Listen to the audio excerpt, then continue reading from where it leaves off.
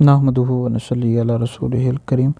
एक सवाल पिंडी गेप से हमारे पास आया कि हज़रत सैयदना ज़ैद बिन हारिसा रज़ियल्लाहु ताला अन्हु की शहादत किस सन हिजरी में हुई।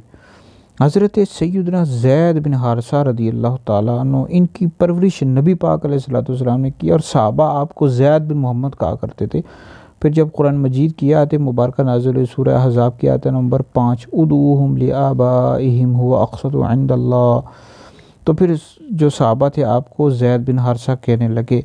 तो आप नबी पाक अलैहिस्सलाम के महबूब हैं, आज़ाद करदा ग़ुलामों में सबसे पहले आप ईमान लेकर आएँ। बहुत बड़ी हस्ती हैं और आप वाहिद सहाबी हैं जिनका नाम कुरान मजीद में आया ज़ैद, आपका नाम कुरान मजीद में आया। और जब नबी पाक अलैहिस्सलाम ने ताइफ का सफ़र किया तो उसमें भी आप नबी पाक अलैहिस्सलाम के साथ थे।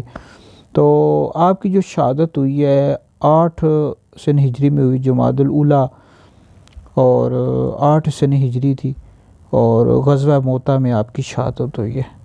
तो बहुत बड़ी हस्ती हैं जी। नबी पाक अलैहिस्सलाम आपसे बहुत मोहब्बत किया करते थे। अल्लाह ताला आपके सदक़े हमारी मग़फ़िरत फ़रमाए।